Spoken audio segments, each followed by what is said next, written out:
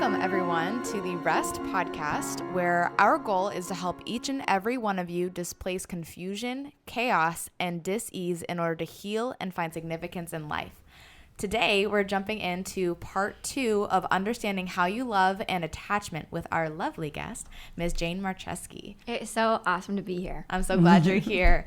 I'm going to go ahead and jump into today's quote, which is, and this is actually contrary to popular belief, but it makes a lot of sense when you really think about it. So, the antithesis of love is not hate. The antithesis of love is selfish love, me first. In order to love well, we must see ourselves clearly and reconcile the conflict this kind of attitude creates within us. And that's actually by Virginia herself. So anyway, I'm so happy that you're here, and I can't wait to dive into this.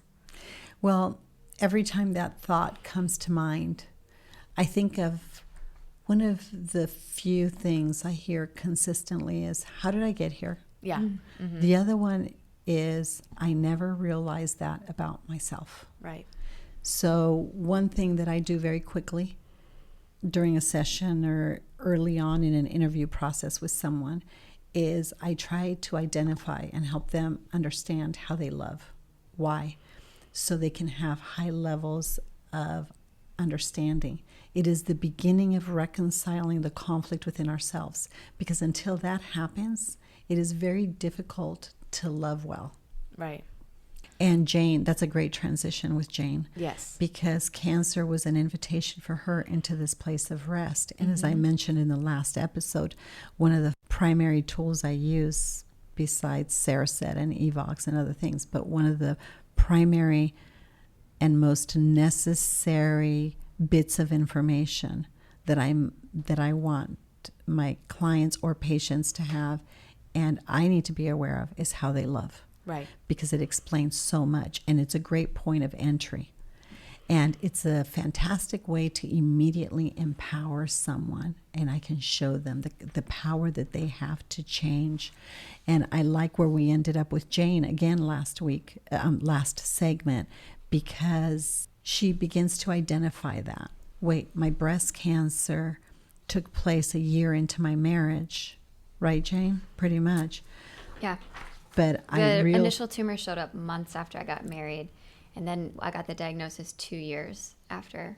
The triggering point and the compounding stress were all these unresolved issues and conflicts from our families of origin. Yes. And from even our ancestors. Remember, our stories don't begin at home. They begin in the home of our parents. And so that's really important. With that, Jane, can we continue our discussion? Yes. A little bit? There's so much to say, and I know our heads are spinning. I want you to talk a little bit about, we identified how you love and how that was a significant part of your healing. We encouraged everyone to take the online test and seek awareness, if I remember correctly, of their own attachment style. Working together, I walked you through this process over a period of months. And we were dealing at the time, as we discussed, with breast cancer. And you were a bit overwhelmed at that time. Yeah, a bit. Just slightly. We touched on the case of reactivities. Let's stop there. Let's get practical and tell us, as a pleaser, what role did being unaware of your anxiety and your reactivities and understanding your attachment style and how you loved play in your disease and in how you loved your family, your parents, your husband? Yeah. Well, I think as a pleaser, you're always looking for someone to please. And you almost get comfortable in that space. And that's where you feel at home. That's what's familiar to you, is finding someone to please and figuring out how to please them. And I think I was addicted a little bit to that game of needing someone to please and kind of feeling the satisfaction of being able to win at that game. But if you're not aware of why you do the things that you do, then you can get into all kinds of bad relationships, bad behaviors, bad patterns. And I didn't realize this until cancer stopped me in my tracks.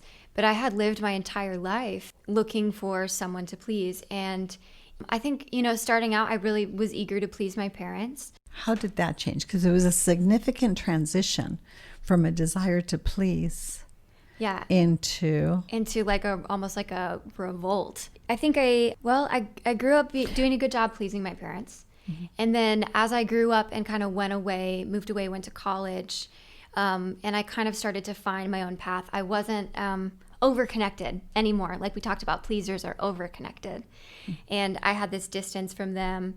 Can I interject something? Of course, yeah. You said something really interesting, and you talked about pleasing, desire to not rock the boat, make everybody happy. And then all of a sudden, just like that, you were done. And there was a revolt. Yeah. And revolt is when we just cannot tolerate something. And what does the body do? Yes. It rejects it. Yes. So I want to point out that pleasers are very angry people. But they have such low levels of self-awareness that in fact there was no switch that flipped. It was just the compounding effect of pleasing. You didn't develop the resources to speak truth and love. Right. And there was this need, and she did that to control. And so I think what was really interesting is that there was no switch that went off. And I want our listening audience to be careful to understand that. Right. That pleasers seem very compliant and happy-go-lucky, and they're amazing and everything's going on. And one day, boom, everything's done. They're not evil, deceptive people.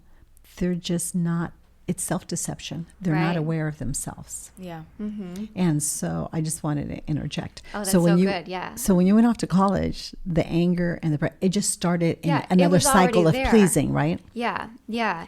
And that, it's funny, even as you say that, you're like, pleasers are very angry people. Initially, my reaction is, I'm not angry. Yeah, right. Like, no, I'm not. No, I'm not. And you're so sweet. But obviously there was so much anger. Hence the liver, which I'm sure you'll go into when you talk about Dr. Hammer. Anger stored in the liver, and I had a lot of cancer in the liver. Right. Okay, thank you for bringing that up. Anger, suppressed liver. So the breast cancer gets reconciled and negotiated, but where does it appear again? They're like cancer's like parasites, right? Mm-hmm. In the liver.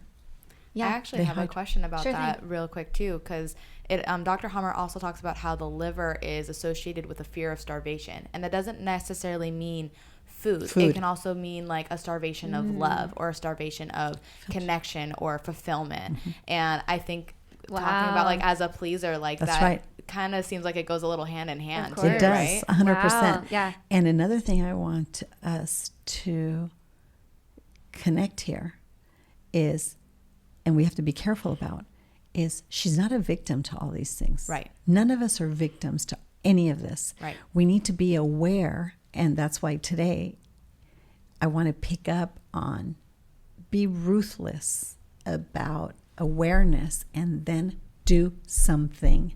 Don't sit there and explain it away or rationalize it. Be aware and then do something. Right. Because that's what we've had to do. And it's not been easy. No, it's been really, really difficult. So you're in college now, you leave home, pleasing, angry, and you go to college and you're still in that mode, but you're not aware that the same person who left home is in college. Yeah. See, we all want to run from things, but we don't realize that we can't run from us. The things we're trying to run from, we're really running to, and the body keeps the score. Mm-hmm. So the weight of the disparity between those stories we tell ourselves when we run from things and what's really happening in our body, the chasm between that begins to grow and grow and grow and grow. It's a huge crater because you went to college and it all went with you. Yeah, absolutely. Yeah. How did it manifest itself? When I was in college? Yeah, pleasing and or controlling. I think then you went into a controlling mode in college. I'm not sure what I would call it.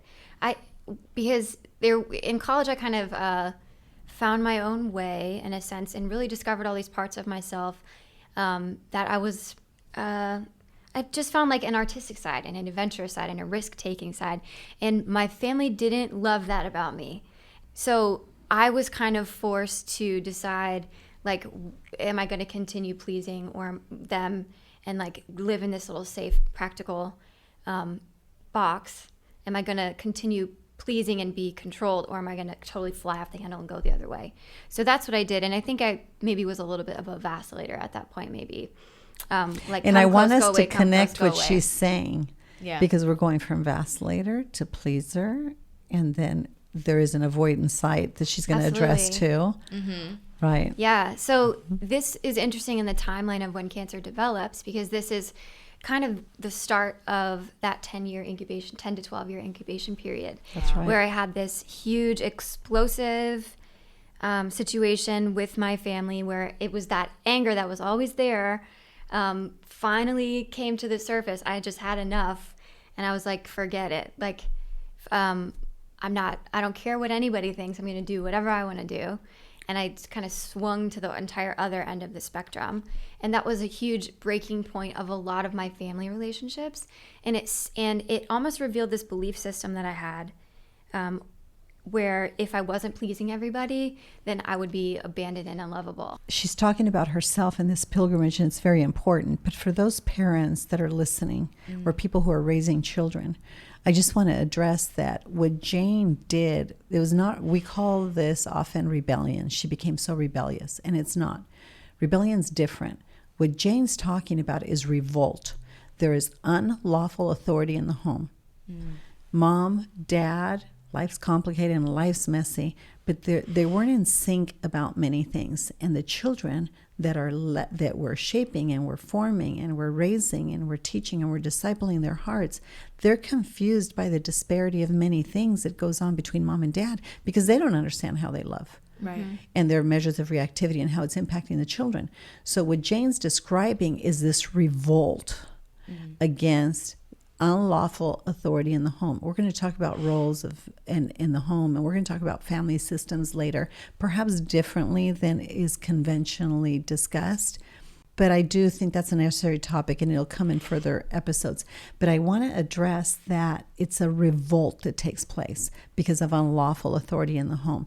When that happens, there's a measure of chaos in the home.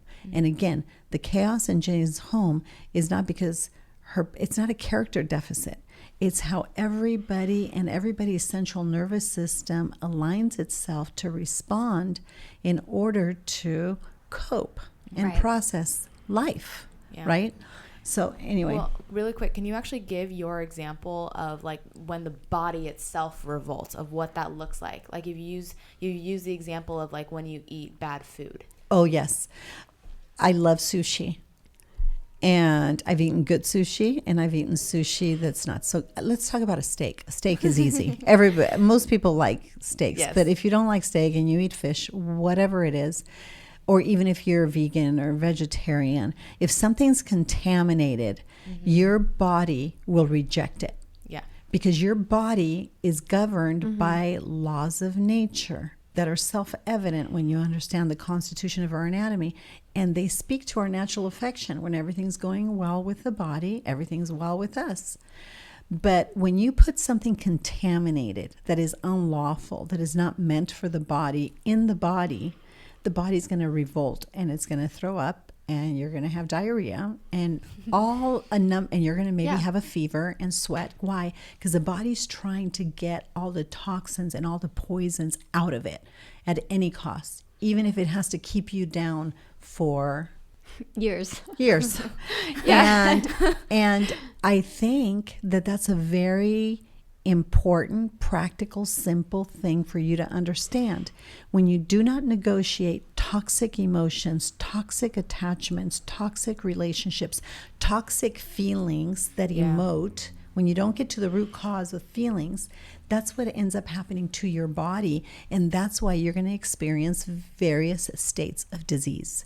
In this case, of course, cancer. But we embrace it and we're thankful for it because it's speaking to us. Yes. What Jane neglected here in the spiritual realm, and we're going to do an amazing podcast on that, what she neglected to negotiate in her mind, her heart, her will, her conscience, her feelings, the body says, that's okay, I'll take care of it.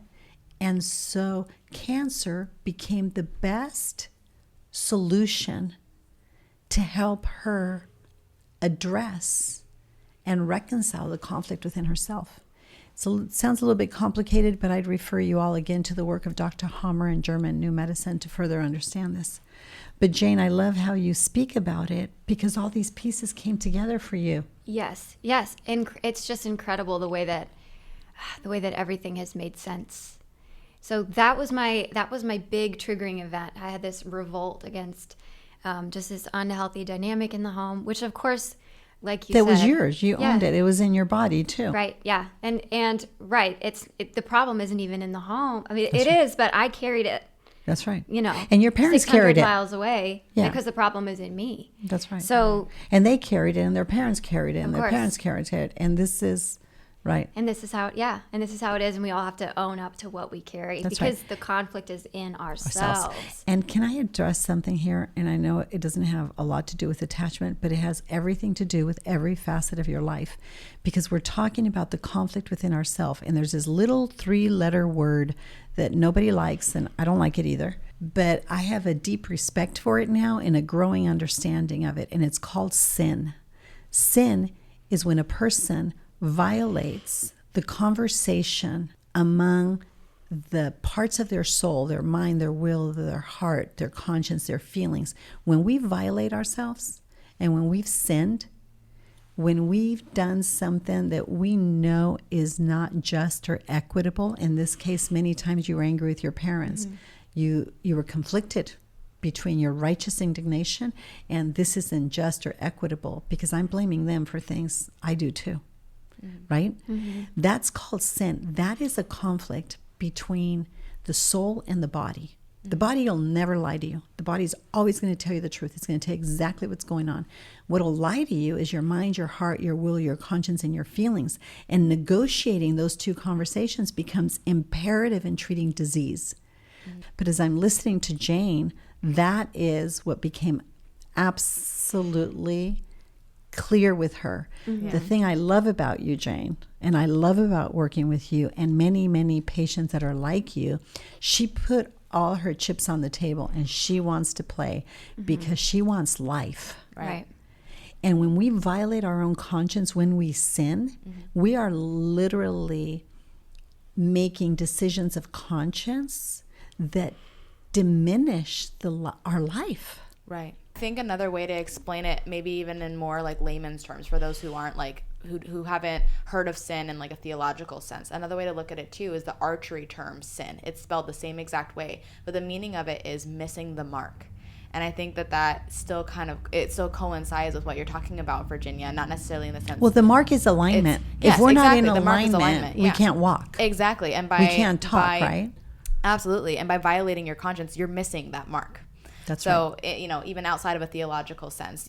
But the mark, and thank you for bringing that up, because I don't want to speak about this theologically. Right. I want to speak about this chemically, biologically, physiologically. People's minds might go to the theological concept. Yes. But literally, sin is when you violate your own conscience and you create and you feed a growing conflict within yourself. Yes. Thank you for bringing it up. Theologically, it's got a definition, but I'm talking about physiologically and biologically. Yes. We measure the disparity between those two things. So when a person's violating their conscience, I see it in their body. Yeah. One of the fundamental things I do is I do an EVOC scan. I want my wife to come in. She's not well. We think she's losing her mind. It's affecting our 7 kids. And we have this beautiful family. We're people of faith. We do all the right thing. We don't know what's happening. She's losing her mind. I say, wonderful. The husband's here talking to me about his wife, which she wasn't able to come in at that time. He wanted to come and interview me and see what I was all about. Well, that already told me 150 things. Yeah. But I think it's wonderful. I'm glad he came in and I was thankful. By the way, I have a great working relationship with this big family now. But I said, may I scan you while you speak to me? He said, please do. I want to do anything I can to help my wife, save my family. Wonderful. I scanned him, which I didn't scan him for me. I scanned him for him. Yeah. I can tell in a 45-minute conversation what's happening at home. So sure enough, top scan, bully with an intent to bring harm, controlling, messing. Right. So I have a wife that's falling apart having a nervous breakdown, who I already know is a what? Chaotic, because chaotic people attach chaos, attach chaos. So I know that her extent of chaos equals his. Yeah. And 10 conversations, I say to him, in 10 more words, I say to him, wow, what do you think is going on here? Because this is what your body's revealing, and this is the story you're telling me. And those things are not equal. Right. So where do you think the disparity is? And he went sheet white. And I said, good, this is good. Why? Truth. Yeah. For him to experience the freedom he wants, we've got to examine these foundations and look at the truth of everything so we can be free. So going back to your story, Jane, one of the things that became clear is the confusion and the chaos and the dis-ease at home, in which she revolted against. And then Jane began to experience, she did everything. She avoided, she believed it. She did it all in college, right? In terms of access all kinds of, she learned about herself in all these different platforms. Yeah. But at the end of the day, the root cause of the disease is a chaotic attachment style and a root of bitterness. Because every vacillator, right, and a pleaser, remember, and a victim, Yeah. they're the same people, except a victim will draw a line with abuse. So as Jane began to reconcile how she loved and how that was manifesting in her body, reconciling things with your marriage, Jane, became different. Yeah, I'm curious even how that travel, like that journey through college, led into the relationship that you had. Oh, it's so important and so connected, because I think I kind of stumbled into this like romantic relationship that like quickly became a marriage, because I was still looking to reconcile this conflict within myself. That's right. Of being of pleasing somebody, you know, of like wanting to be fully accepted and fully enough to please someone, because I still at that point I never felt like I was able to accomplish that. And They try everything. When Yeah. you're in chaos, right, you try everything. Right. And again, not a character deficit. It's just a reactivity. Because how do you feed the hunger you spoke about earlier? The need. How do you fill that hole? oh right, You try right. everything. Yeah, you do anything you can. And I didn't realize this until I sat in Virginia's office, where I learned a lot of things I don't want to know about myself, by the way. We all do. Yeah, we all do. We're in was this that, together. Like, somehow I got into a marriage that completely mimicked the unhealthy dynamic in my childhood, where I was constantly working to please. But the conflict within myself was that I was angry that I couldn't please this person that I wanted to please. But there was another side of it, and I was angry at myself because I was participating in this game. Hence breast cancer. Yeah. Right. But I'd like to pause there, because this is a great place to stop until the next segment, Yes. where you're going to unwrap that for Yes. us. But I'd like to leave everyone with a tangible walk away. Last time, I wanted you to become aware. I encouraged you to become aware of your love style. Jane, that was instrumental for you, right? Absolutely. Yeah. And it was instrumental for me. It's instrumental for everyone I work with. But then how do okay, so I know I'm a vacillator. What do I do now that I identify my love style? The single most important thing that you can do, and I know Jane sometimes would get frustrated, or I don't think you were one of the people that gets frustrated, but people generally get really annoyed when I put a word list in front of them so that they can identify how they feel. Feelings are a function of the soul, and feelings emote. So it's imperative that you get to the root cause of your emotion. And by the way, I would say here, be careful that you don't judge people by their reactivities, which will manifest in their emotional states. You must learn to ask people, would you help me understand how you feel? Because then you can get to the root cause of that emotion, and it'll help regulate both of you. And Jane and I have been working at doing that in significant ways. Well, tell me how you feel. So I want to leave that as a takeaway for today, that you would identify how you feel. And I think in the How We Love website, there's a list of feeling words. If not, you can get it from Google. But identify how you feel so then you can begin to better understand how you tend to emote those feelings, how you tend to react, and you'll be able to begin to understand your levels of reactivity. And then we have many events too that I'm sure you can mention that we do extensive group training on these things. But that's the takeaway for today. Do you have something you want to leave everyone with about awareness? When you became aware of these deregulated behaviors, these deregulated states of being, all of a sudden the focus shifted from the cancer to the husband, to the family. It shifted from everybody else to you. And how do I reconcile this? How do I put these pieces together? Yeah. The beautiful and the hard thing about that is when you start to accept that all of your problems can be boiled down to a conflict within yourself, it hurts because you would rather be able to point fingers at everyone else and say it's your fault, your fault, your fault, or my circumstances are because of this, because of that. Yeah. But so that hurts a little bit because you don't want to be responsible for your own issues.